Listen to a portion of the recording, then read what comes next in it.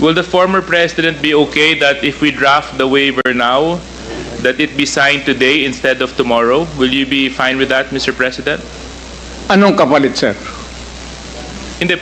Sampalin ko siya sa publiko. Hindi, wala naman. Ano ngayon na? Wala pong ganunan. Mr. Chairman. I'll give you, no. Sasampalin ko sa Mr. Chairman. Session suspended. Session suspended. Yes.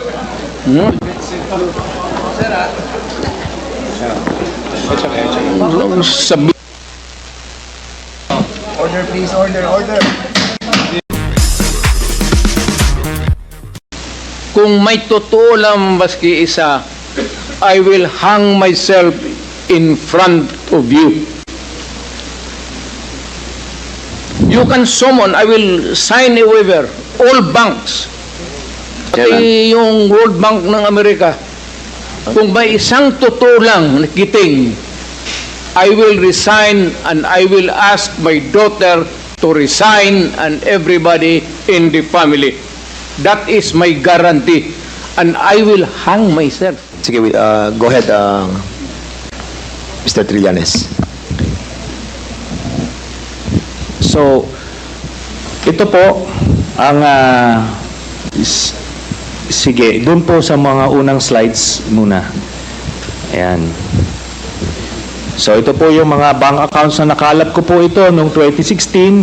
Tapos, ito po ay na-validate na ng Ombudsman na kaparehas nga nung naisumite ng AMLAC sa kanila. Kaya, ano po tayo, kumpiyansa po tayo sa provenance nitong dokumentong ito. So, sige po, next slide. Ito po yung mga iba't ibang mga pumasok na pagkapirahan kay accounts ni Duterte. Tapos, sige po, next slide. Ayan. So, ang total po ng mga credits na pumasok ay 2.4 billion, no? Ngayon, kung ano talaga yung actual total, malalaman po natin yan pagka binuksan po yung accounts. Ngayon po ito, no? Ang pagkakamali po ni Mr. Duterte nung nagtatago siya ng pagkapirahan ay ginawa niyang joint account yung kanyang anak na si Vice President Sara Duterte. Kaya ito po ay alam po naman natin na exempted sa Bank Secrecy Law ang impeachment. So lalabas po yan lahat. Sige po, next slide. Ito po yung last slide, no. Dito po, meron po ito pong mga transactions na ito. Meron pong kay Vice President Sara, meron po kay Duterte, meron po kay Baste Duterte, meron kay Pulong Duterte, at meron po kay Hanilet Abansenya. Ito pong mga ito ay mga manager's checks under their name na ang origin po ng account ay yung isa dun sa mga drug lords na minention ni Las Cañas na si Sammy Uy. Ito po, ano ito? Siguro ng mga panahon na yan, 2011 to 2013, medyo kumpiyansa sila sa kanilang mga gawain, kaya may physical na checks, no? Pero after that, ang mga deposito diretso na sa account, so wala nang paper trail. Pero makikita natin dito yung pattern po, Mr. Chairman.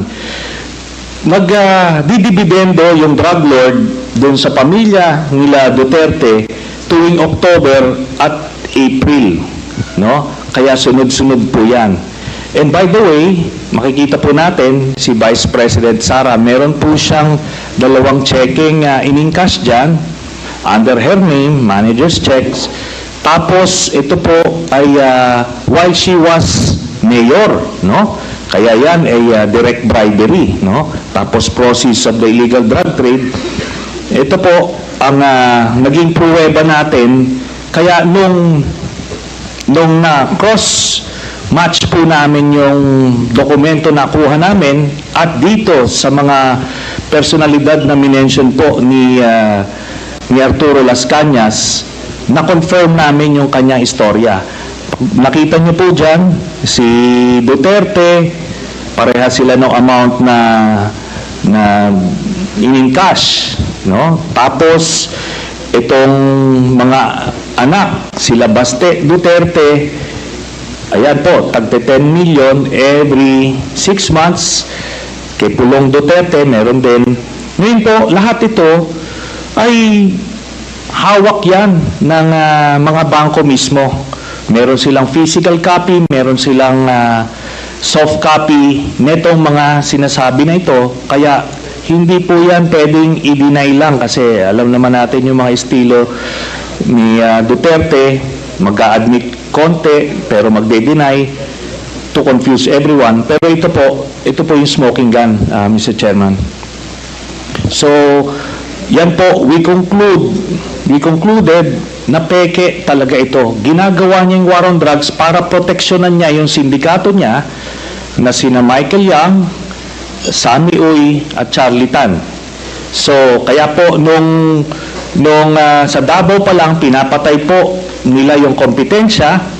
Tapos nung sila na ang presidente, ginawa nilang National Death Squad, ano, yung nangyari. Tapos si Leonardo nga po yung ginawa niyang point person. Tapos yung drug list na sinasabi ni Duterte, merong legitimate mga personalities doon, galing doon sa mga iba't ibang ahensya. Pero pag may kailangan silang isingit na mga kalaban nila sa drug business, sinisingit po nila doon. Kaya nga may mga tinutumba na mga involved din sa illegal drugs kasi kompetensya nila yon sa distribution. Kaya yan po, lahat na yan ay napagtagpi-tagpi namin. So, kaya that would explain kung bakit protektado si Michael Yang kahit na may report itong si Colonel Acerto. Tapos hindi lang po yan, nung nilabas po yung report na yon, sa sobrang pagproteksyon nila kay Michael Yang, yung mismong gumawa ng investigasyon, yun yung gustong ipapatay at sinampahan ng kaliwat kanang kaso. Kaya makita natin dun sa mga drug lord na hindi kasabwat sa sindikato ni Duterte, ano siya, porsigido siyang patayin, pero doon sa kanilang grupo, itong mga ito na mention, Michael Yang, Charlie Tan at Sammy Uy, protektado hanggang ngayon. Ni nga yung PDEA director ni Duterte na si Wilkins Villanueva, ni hindi nga masama sa drug list hanggang after 2022 si Michael Yang. Yun po ang dahilan kasi binilin po sa kanya yan ni Duterte. Salamat po. Mr. Chair, yeah, please proceed, Congressman Teves. May I Mr. ask Chairman. the former President kung alam niyo po ba na kinasuhan po ni former Senator Trillanes sina Congressman Paulo Duterte, Attorney Mans Carpio for drug smuggling? Hindi ho. Pero kung totoong drug smuggling man sila, they should be prosecuted in court. And if convicted, they should serve sentence in jail. Hindi ko pipigilan yan. Kung kung totoo. Ngayon, yung narration dito ni ko kilala itong taong to, forgot his name. Your Honor, if there is an iota of truth, ayuta lang, baski konti lang, you can find out, may nilagay siya ng records. Now, I'm willing to execute an affidavit or kayo na lang to summon the banks pursuant to my waiver. Kung may totoo lang baski isa, I will hang myself in front of you. You can summon, I will sign a waiver, all banks, pati yung World Bank ng Amerika. Kung may isang totoo lang na kiting, I will resign and I will ask my daughter to resign and everybody in the family. That is my guarantee. And I will hang myself. Mr. President, Yes, Your Honor. Nalilito na ako kung anong sabihin ko. Pero sabi ko kung if I'm lying or if my statements are falsely stated, or if there is an iota of magbigti ako. So, in the same manner na kung magbigti ako si Trillanes, dapat magsabay rin sa akin. okay, duly noted of your thoughts, Mr. President. Former Senator Trillanes, you're recognized. Maraming salamat, Mr. Chairman. Ito pong dokumentong ito po yung naging basis ko nung plunder case na final ko kay Duterte noong 2016. At ito po ay inimbestigahan ng Ombudsman at ang Deputy Ombudsman Arthur Carandang, and I think the Quadcom can invite him. Siya ang nag-conduct ng investigation. Humingi siya ng dokumento sa AMLAC at kinonfirm niya. And because of that, tinanggal ni Duterte si Deputy Ombudsman. Now, aside from that, so pwede natin, suggested by Chairman Paduano, na yung AMLAC mismo, unless, since hindi naman na siya incumbent, pwedeng ma-access yun with the waiver. Pero we've been there before. Nagsabi na yan siya na magbibigay siya ng waiver. Puro bluff yan. Pero hindi, kaya nga mas maganda kung ma-draft na po natin yan ngayon para papirmahan niya yan dito, no? Para wala ng alibay. Pero ito po, I'll be presenting later on, Mr. Chairman, a video of his actual admission of these accounts. No? So, ito naman pong mga cheque na in-encash, in-extract lang namin from that long list. Mga managers' checks po yan, hindi nawawala sa system po yan. And later on, exempted sa impeachment cases, kaya pwede po lumabas yan, ipepresenta po yan. That's the smoking gun ng proceeds of the illegal drug trade ng Duterte crime family. Salamat po, Chair. Thank you very much, Sir, former I have to Senator respond Trillanes. to it. This Former guy President, is with all due story. respect, with all due respect, I'll have to follow the rules. Yeah. I will give you time later, Mr. President. I will give you time later. Just so that we can put to rest this issue of waivers, because it's been going back and forth. Will the former president be okay that if we draft the waiver now, that it be signed today instead of tomorrow? Will you be fine with that, Mr. President? Anong kapalit, sir?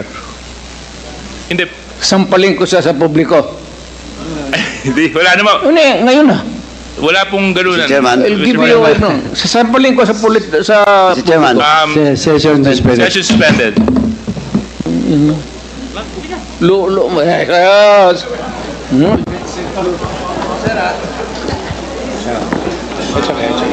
Sabi. Order, please, order.